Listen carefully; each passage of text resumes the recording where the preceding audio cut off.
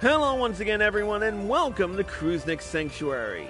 I'm your host Kruznik X. Once again we are back for the Path of the Blue Mage in Final Fantasy XIV Shadowbringers. In the last episode, Martyn decided to go up against the Golden Goliath and lost, as he does every single time. We're going to end up bailing him out in a few. But right now, let's focus on what he learned in the quest. I just messed up. Anyway, Chris! Master and Ultra Vibration didn't get you shaken to pieces, I see. Me, I've been heading out when I can to work on the puzzle of Old Goldie. But no matter how many pieces I find, I just can't seem to put a picture together. About the best I can think of is to follow him after a match and see if he lets something slip. Come on! The boss is giving me the afternoon off, so it's now or never.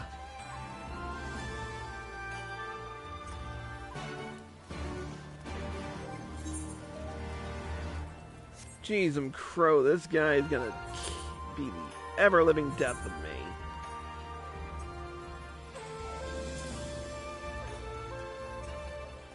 Here's what I'm doing. I'm hiding my weapon. And putting on some new raiments.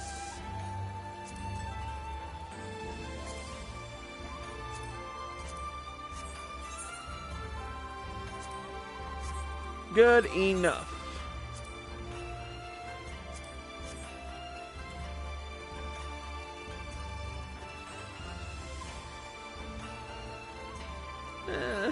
Hey, babe.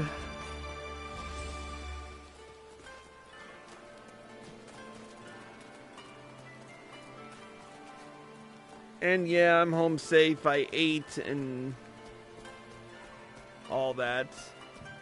I'm sorry I didn't call you.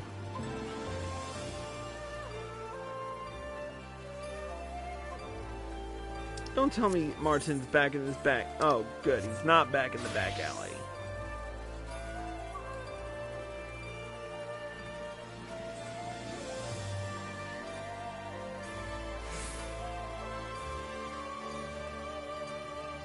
Did Mike go to bed? Yeah, he went to bed, apparently, I guess. I'm not entirely sure, but... Anyway. The match should be over soon. Let's stay out of sight and wait for our friend, shall we?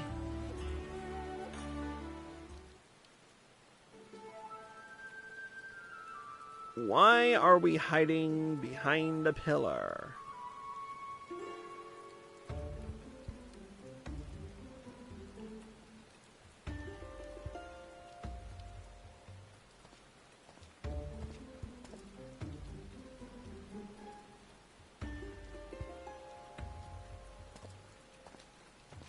Alright, now to figure out who this guy...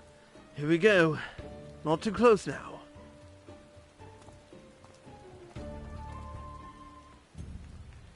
Here we go.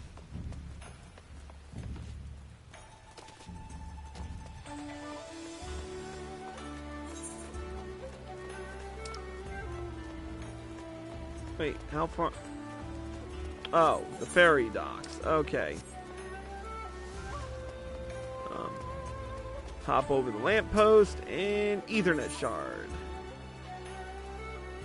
to the Shiokaze hostelry.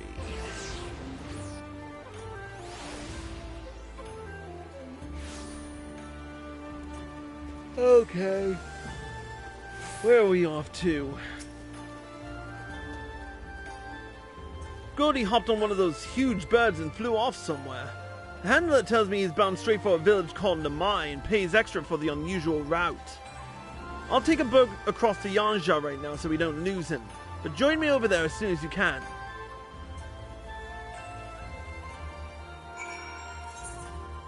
Alright, we're off to Namai.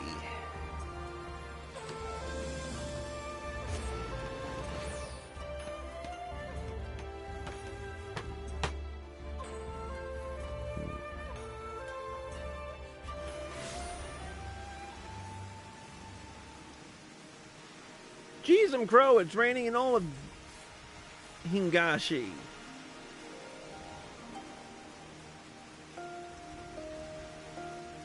Alright, where's Martyn? There he is. Looks like your average farming settlement. Looks like your average farming settlement to me. Wait. Ain't that our man over there? Oh, hello to Rotten Rascal. Finally made it, I see. Alright. Let's see what old Goldie is all about.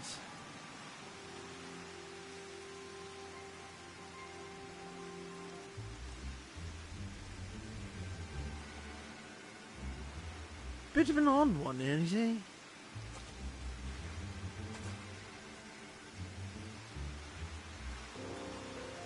What the? He's literally copying the Rogadine over there.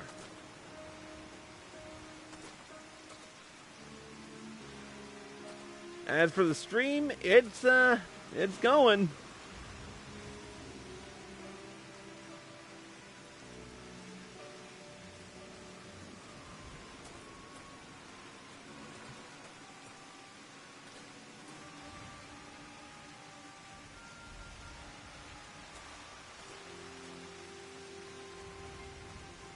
Okay, that is one odd duck. That guy... Huh. So he's some kind of mimic. Strange thing to be doing in the middle of the street. But the villagers don't seem surprised by his antics. They must know him here. Well, better than they do in Kugane at any rate. What say we split up and ask a few questions?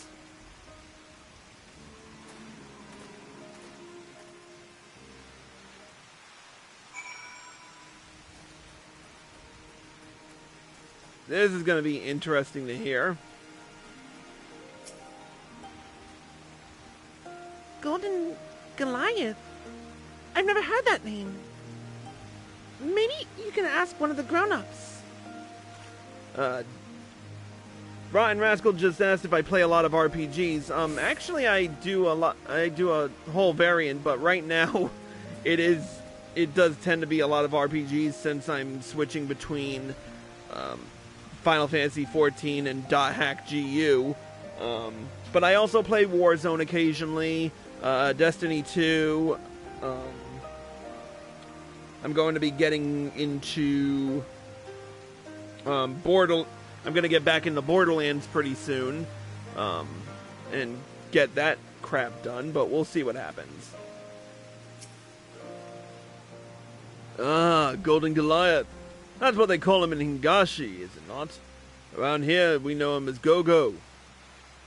He used to perform for us in the Enclave, but the Imperials had little use for a mimicer's talents.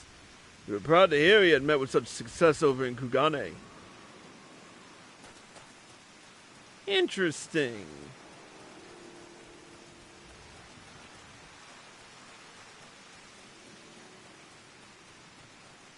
Alright. How about this farmer? Who? Oh, you mean Go-Go. An arena name always throws me off, but yes, I know him well.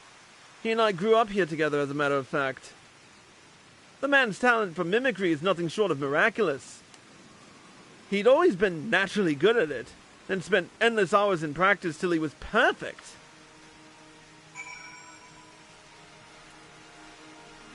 Alright, so we know a little bit more about our opponent. Oh, good. It stopped raining at 4:05 p.m. Eorzean time. Joy. Maybe it stopped raining in Kugane, too. But, you know, wish in one hand, shit in the other. Alright, let's talk to Martyn. Ah, good timing, Chris. My new mate here was about to tell the story of Golden Goliath's rise to fame.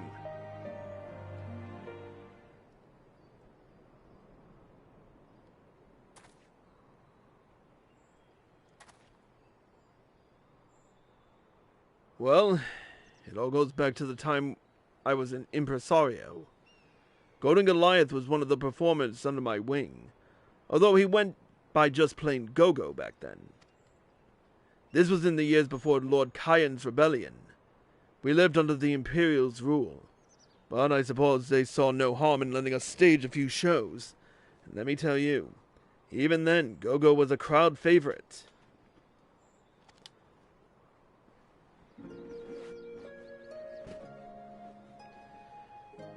They couldn't get enough of him.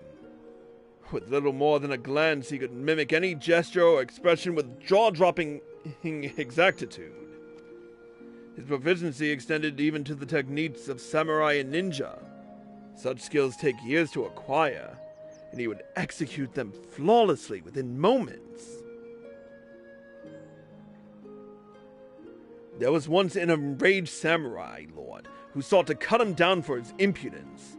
But Gogo replicated the attack so swiftly that the swordsman found himself on the defensive. In that moment, we witnessed him elevate the art of mimicry from performance art to martial art. The brutal suppression which followed Lord Kyan's uprising, however, marked an end to such entertainment. Gogo was forced off the stage, but his dedication to his craft never wavered. Later, rumors reached us of men who vied with monsters by using their own bestial attacks against them. Gogo was intrigued. He took ship to Gugane and to see this spectacle for himself, and enlisted as a combatant in the Fukumen Fighting Festival.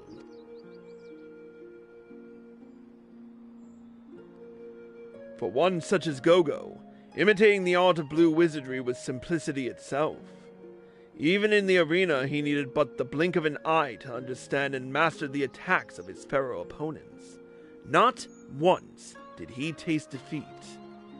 And when challengers came forth to contest his supremacy, their techniques, too, did he turn against them. One by one they fell, and so did the legend of Golden Goliath arise.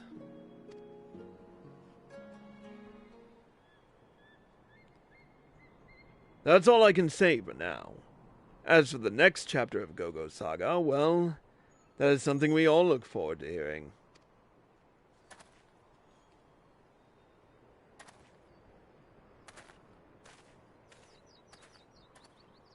Bloody hells. From the way the old man described it, Goldie's mimicry sounds like a more advanced form of blue magic. We have to work for our spells, right? You provoke a creature into displaying an ability, and then you absorb its ether once you've won the fight. But Goldie skips past that last bit and picks up new tricks almost immediately. And it doesn't even need to be a monster. Swordplay, spellcraft, anything an opponent throws at him, he can learn. Just copying their movements wouldn't be enough. It's as if he perceives the attacks on some deeper level and mirrors the exact flow of their ether. Something like that would take a natural gift for observation, honed by years of patient study. Goldie, as we just discovered, has devoted his entire life to the art of mimicry. And I reckon this ironically inimitable talent is his reward. Even expert blue mages like you and me must seem like infants to him. There must be a way to claw out a victory. Let's head back to Gugane for the moment, and I'll try to think up a plan along the way.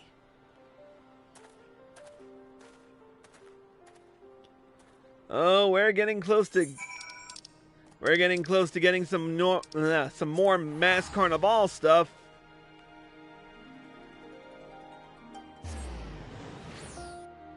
Or maybe it'll be the Fukumen Fighting Festival. Or maybe I'll be fighting at the Fukumen Fighting Festival. I don't know. Either way, it's getting interesting. But I'm going into this completely unaware of what to expect. So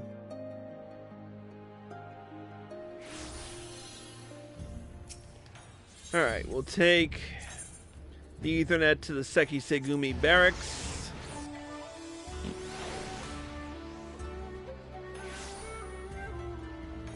Here we are. Well, Chris, I gave it some thought, and I believe I've hit upon a winning strategy. Goldie's mimicry is a formidable weapon. There's no doubt about that. But just because he's learned a bunch of spells and stuff doesn't mean he knows the best way to use them. Footwork and flexibility, that's what's important. And when it comes to battle instincts, I think I have the upper hand over some stage performer. It'll just be a case of dodging his attacks, while making sure I land a good walloping of my own. He won't even know what hit him. Speaking of improvements, why don't you see about learning Ethereal Spark? I'll be busy training for my grand rematch anyway, once I'm done serving tea. Thankfully, we've already learned Etheric the Blue Magic spellbook. I keep forgetting what spells I learned. Thankfully, we already learned Ethereal Spark, but we'll take care of that in the next quest. Believe me, this quest line isn't completed just yet, but you'll have to wait for further in the stream to see. But until then, that's it for this episode of Kruznik Sanctuary. Thank you all for watching. Hope you all enjoyed this episode. As always, if you're watching on Twitch or live from PlayStation and you like this show, click that follow button. Turn on notifications so you're well informed. And if you're feeling generous, throw some bits our way. Or subscribe for access to exclusive videos and live streams. If you're watching on YouTube and you like this video, click the like button below and leave a comment. Subscribe to the channel by clicking here and click the bell icon for notifications. Click here to watch more, click here to watch the previous episode, and click here to watch the next one.